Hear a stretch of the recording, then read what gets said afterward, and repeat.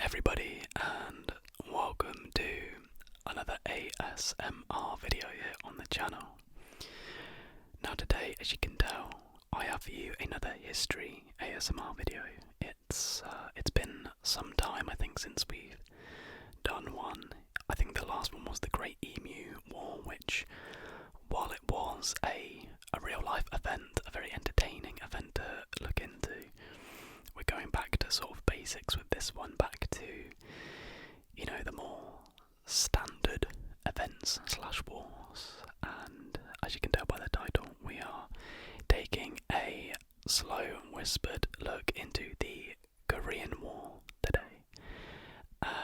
The Korean War is something I had somewhat of a base knowledge of.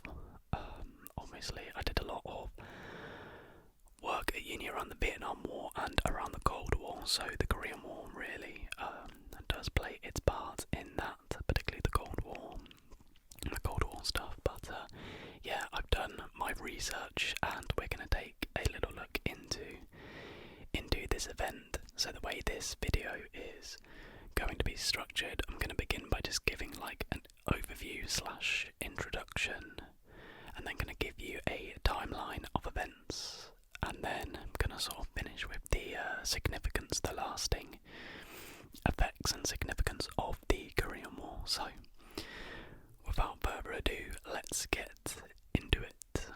So, World War II divided Korea into a communist northern half and an American-occupied southern half, divided at the 38th parallel. The Korean War, 1950 to 1953, began when the North Korean Communist Army crossed the 38th parallel and invaded non-communist South Korea.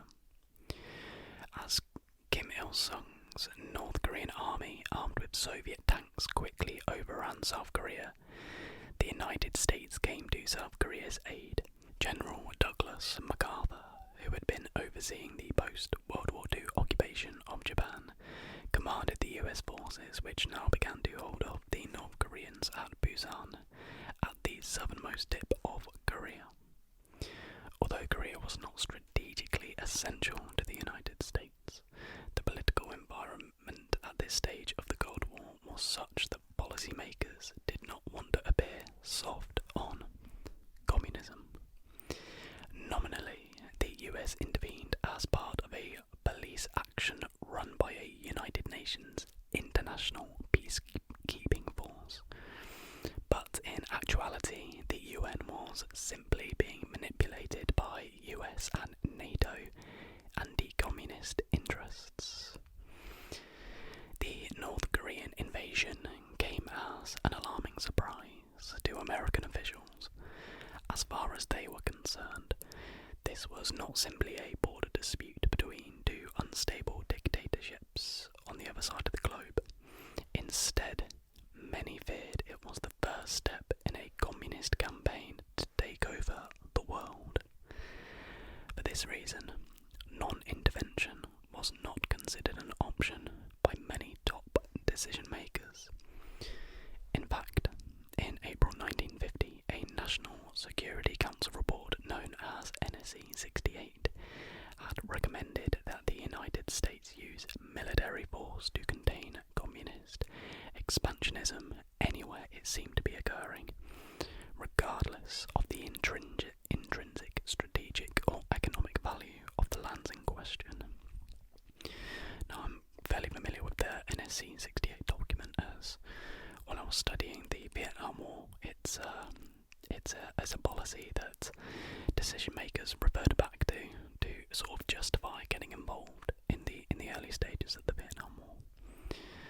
So that introduces the Korean War and what we're dealing with, and it's basically, to use the classic GCSE and A-level phrase, part of the overall Cold War context. I feel like that phrase from doing history from GCSE all the way to degree level is just like burned into my brain for eternity. So, anyways, next let's move on to the timeline of the key events of this conflict. So we begin on this timeline on August 14th, 19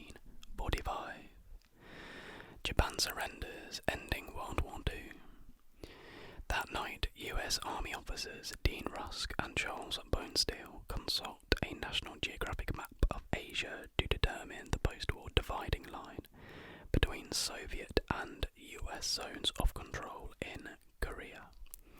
Neither man is an expert on the country, and failing to find any obvious natural barrier between the north and the south, they select the 38th parallel, a border that was tentatively proposed at the Potsdam Conference.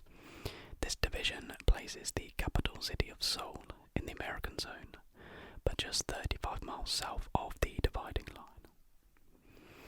August 15th, 1948, the Republic of Korea, in brackets South Korea, is established, and less than a month later, the Democratic People's Republic of Korea, brackets North Korea, is established.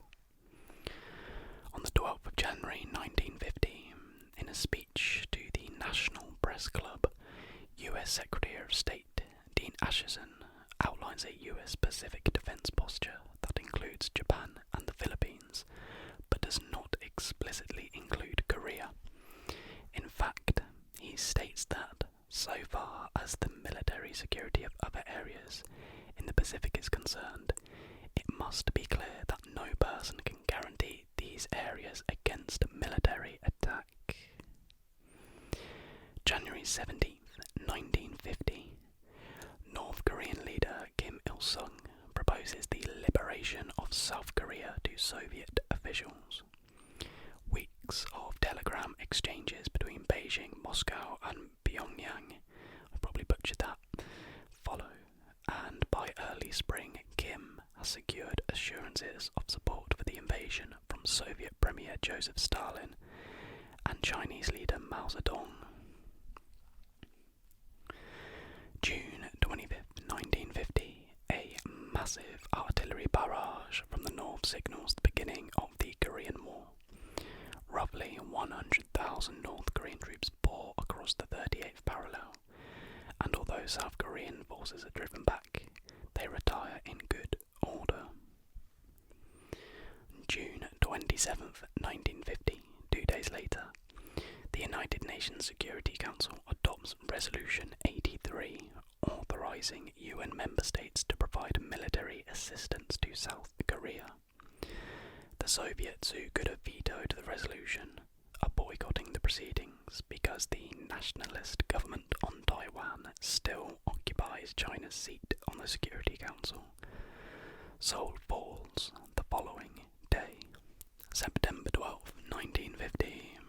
North Korean troops reach their farthest point of advance. Although thousands of UN troops have arrived to reinforce South Korea, months of fighting have reduced the area under their control to a 5,000 square mile rectangle centered on the critical southeastern port of Busan. By the time the North Korean invasion force reaches the Busan perimeter, its strength has been nearly cut in half, and it is almost entirely lacking in armor. September 15, 1950, X-Corps, a force led by US Major General Edward M. Almond, stages an audacious amphibious landing at Incheon, some 150 miles behind enemy lines. The plan, conceived by UN Commander General Douglas MacArthur, is an unqualified success, and 10 days later Seoul is liberated. On October 25th, 1950, having destroyed the bulk of the North Korean army, UN troops have pressed on into North Korea and are now approaching the Yalu River. Chinese People's Volunteers Force, CPVF for short, troops under Veteran Commander General Peng Du-hwai cross into North Korea and inflict serious losses on the lead units of the UN advance. The sudden appearance of Chinese forces sends the main body of UN forces reeling back to the south bank of the Cheongshon River. I apologise again for any butchered pronunciations. On September 6th, 1950, the US Marines at the Chosin Reservoir begin their attack in a different direction as they engage in a fighting retreat to the port of Hungnam. Two entire Chinese armies have been tasked with the destruction of the Division, they succeed in driving the American force from North Korean territory, but pay an enormous price. As many as 80,000 Chinese troops are killed or wounded, and the CPVF 9th Army Group is rendered combat ineffective for months. Frozen Chosen becomes one of the most storied episodes in US Marine Corps history.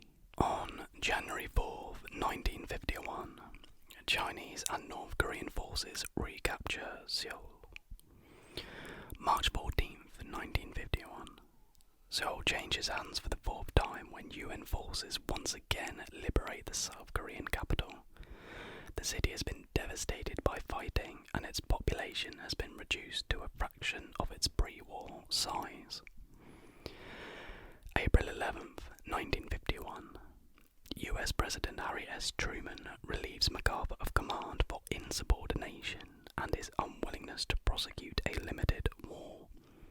He is succeeded as UN commander by Lieutenant General Matthew Ridgway. April 25th, 1951. Vastly outnumbered UN forces check the Chinese advance on Seoul at the battles of Kapyong and the Imjin River. Two Commonwealth battalions, the 2nd Battalion of the Princess Patricia's Canadian Light Infantry Regiment and the 3rd Battalion of the Royal Australian Regiment, rebuff an entire Chinese division at Kapyong, and 4,000 men of the British 29th Brigade stage a successful delaying action against nearly 30,000 troops of the Chinese 63rd Army at the Imjin River. Some 650 men of the 1st Battalion, the Gloucestershire Regiment, engage in a Thermopylae-like stand, who knows how that's said, against more than 10,000 Chinese infantry at Imjin. Although the overwhelming majority of the Gloucesters are killed or captured, their sacrifice allows UN forces to consolidate their lines around the South Korean capital.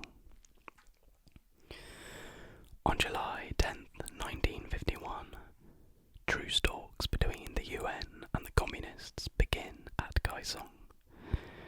The negotiations do not mark an end to the war. However, the fighting continues for 2 more years. In October, the peace talks relocate to the village of Biamyeon. And finally, on July 27th, 1953, Mark W. Clark for the UN command, Peng Dehuai for the Chinese, and Kim Il-sung for North Korea conclude an armistice ending hostilities. A demilitarized zone is created that roughly follows the pre-war border along the 38th parallel. South Korean President Syngman Rhee announces his acceptance of the agreement, but no representative of South Korea ever signs the document. So, obviously that timeline of events is the main skeleton of the Korean War, but there are many more intricacies and specific events we could go into, and honestly this could be an infinitely long video, to be honest. If you would like to see another video on the real specific key events of this, then I definitely like to do it because it's definitely an interesting subject.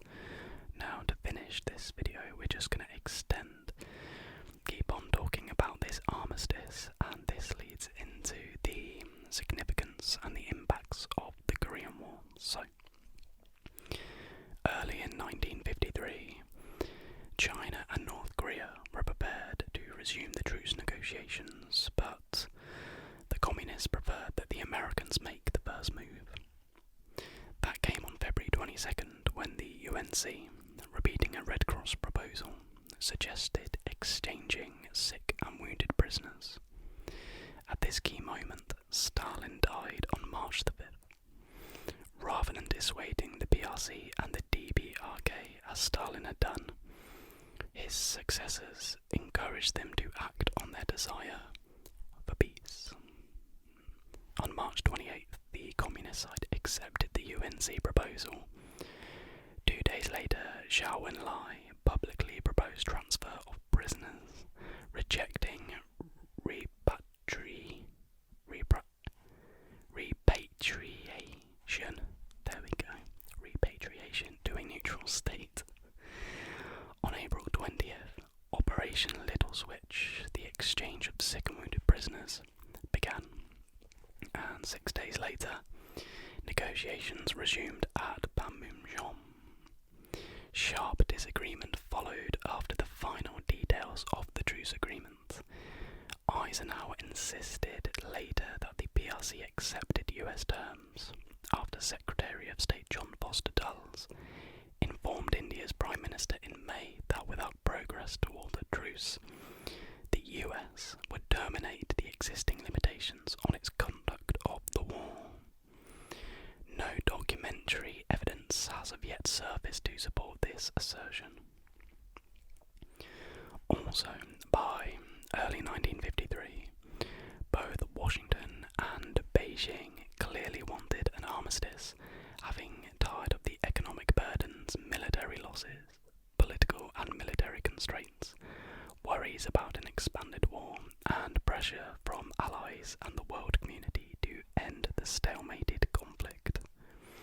A steady stream of wartime issues threatened to inflict irrevocable damage on US relations with its allies in Western Europe and non-aligned members of the United Nations. Indeed, in May 1953, US bombing of North Korea's dams and irrigation system ignited an outburst of world criticism. Later that month, and early in June, the CPF staged powerful attacks against ROK defensive positions. Far from being intimidated, Beijing thus displayed its continuing resolve, using military means to persuade its adversary to make concessions on the final terms. Before the belligerents could sign the agreement, Rhee tried to torpedo the impending truce when he released 27,000 North Korean prisoners of war. Eisenhower bought Rhee's acceptance of a ceasefire with pledges of financial aid and a mutual security pact. An armistice ending fighting in Korea on July 27, 1953. Since then, Koreans have seen the war as the second greatest tragedy in their recent history after Japanese colonial rule. Not only did it cause devastation and 3 million deaths, it also confirmed the division of a homogeneous society after 13 centuries of unity, while permanently separating millions of families. Meanwhile, US wartime spending jump-started Japan's economy, which led to its emergence as a global power. Koreans instead had to endure the living tragedy of yearning for reunification, as diplomatic tension and military clashes along the demilitarized zone continued into the 21st century. Korea's war also dramatically reshaped world affairs. In response, US leaders vastly increased defense spending, strengthened the North Atlantic Treaty Organization militarily, and pressed for rearming West Germany. In Asia, the conflict saved Chiang's regime on Taiwan, while making South Korea a long-term client of the US. US relations with China were poisoned for 20 years, especially after Washington persuaded the UN to condemn the PRC for aggression in Korea. Ironically, the war helped Mao's regime consolidate its control in China, while elevating its regional prestige. In response, US leaders, acting on what they saw as Korea's primary lesson, relied on military means to meet the challenge, with disastrous results in Vietnam. So essentially what that last paragraph is establishing is that in the US, in trying to prevent the spread of communism by intervening in the Korean War, actually aided in making Mao Zedong's communist regime stronger in China, and this sort of then later would feed into why they committed so heavily to the Vietnam War. They still feeling the need to combat this apparent tide wave of communism, and evidently they got a bit carried away in Vietnam, but I have done a video on that. I do intend to do a more detailed video on that in the future. I really hope you have enjoyed this video and you found it informative. I think in just doing an overview, the timeline and the significance, it's very easy to skirt over specific incidents and facts, so I think, and it's just quite like a neutral viewpoint, but I'd really like to do a detailed video where we look specifically at the experience of the Korean people, because evidently this is who this negatively had the most negative impact on. So let me know if that's something you'd like to see. I think that would be really super interesting, because we got like the base knowledge sort of established in this video, but I think it would be fun, informative, and hopefully still relaxing to really dive into the Korean experience and find some sort of stories, testimonies, etc. of what the conflict was like for people who were separated from their families and had to fight, etc. So I think that would be good, but let me know if there are any other events. They don't have to be wars, it's just that wars are popular because they are interesting. But let me know if there are any other wars or events that you would like to see covered in an ASMR history video. So yeah, leave those comments down below. If you did enjoy this video, guys, please do give it a like and subscribe if you're new. And I think we will end the video there. So until next time,